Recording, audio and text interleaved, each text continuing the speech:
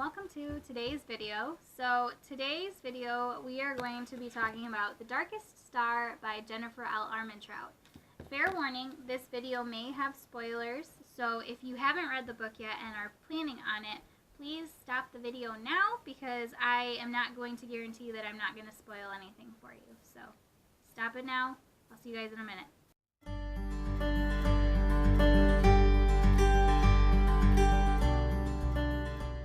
Okay, so for those of you who decided to check out my website or have watched videos on my channel before, you probably know that Jennifer L. Armentrout is one of my favorite authors.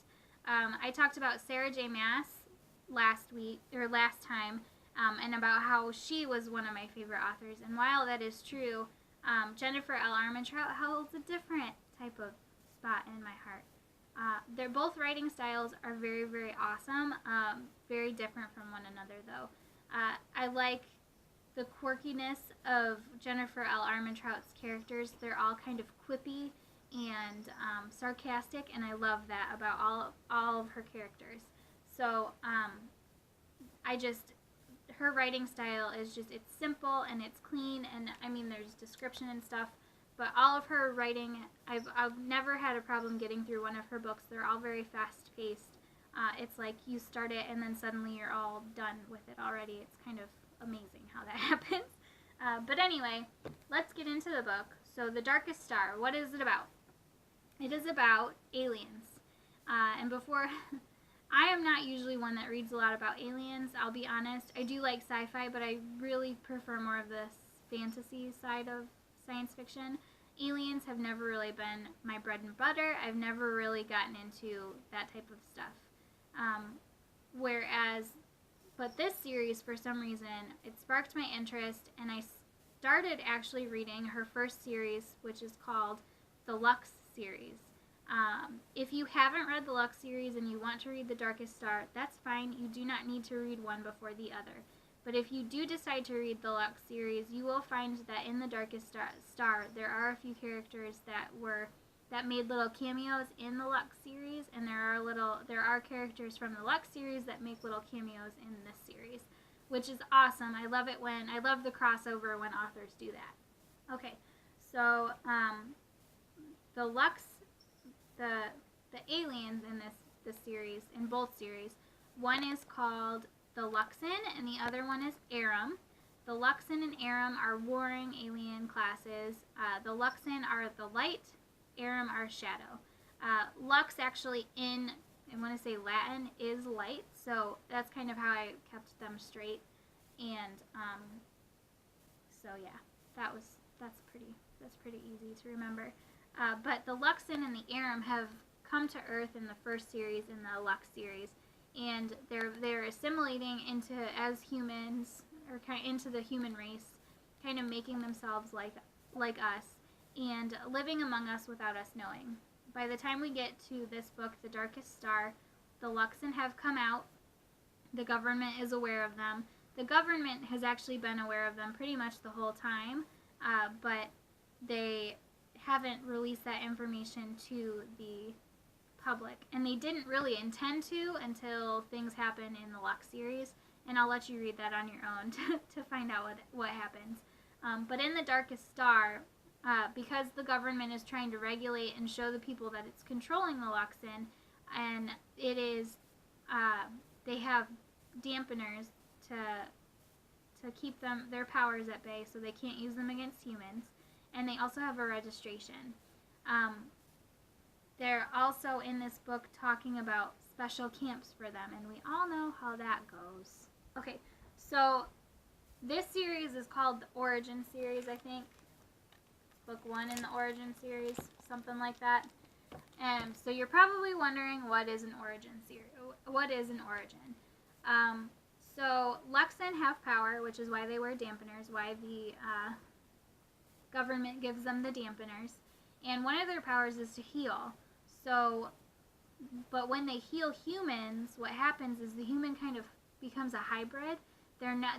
They're still human, but they end up having some Luxon DNA in them, which, if the Luxon the Luxon can only heal a human if they have deep feelings for them, which means, you know, that they love them, or, you know, something like that. Mostly it's if they love them.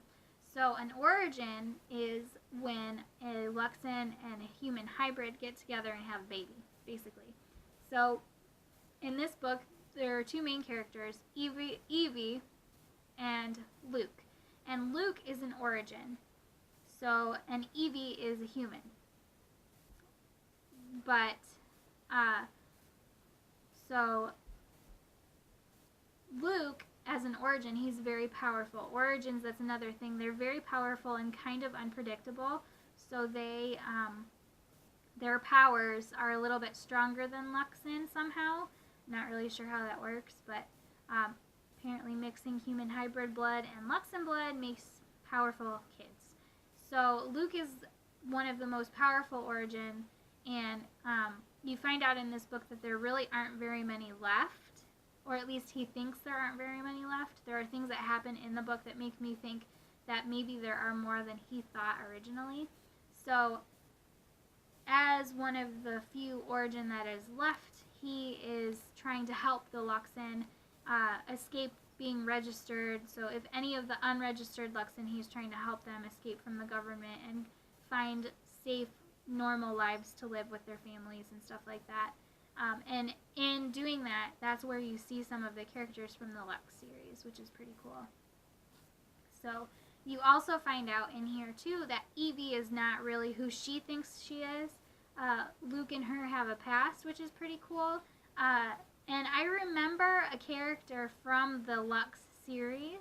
I guess I didn't put two and two together until they mention it in the book, who she really is. So I thought that was really cool. I'm not going to give that away in case you guys decide to read the Lux series.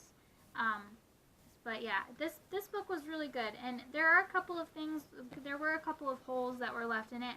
But I'm hoping, because she did announce that there's going to be another one coming out next year, I'm hoping that because of that, those holes will be filled. I'm not sure how many books are going to be in this series. As of right now, I want to say there's only 2 or 3 that have been announced. 2 for sure, this one and then the next one. She's even got a release date for the next one. So definitely keep an eye out for The Darkest Star. Like I said, this is science fiction. It is also YA. It's really not that thick of a book. So it's a quick read if you guys are looking for something that's just something you can sit down and read in an afternoon. Honestly, that's pretty much what I did. I read it in an afternoon. So make sure you pick that up.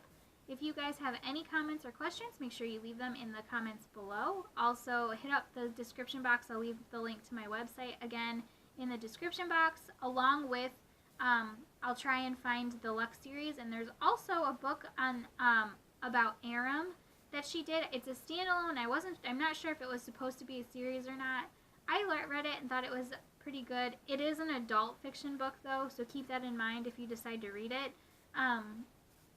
But I'll leave that in the description box below. Those 2 books or book series in the description box below. The Arum one does give you a little more information about the Arum. The Lux series obviously is kind of a prelude to this one. You don't have to read it before you read this one, but I liked both. I liked them, so you know, that's any endorsement at all.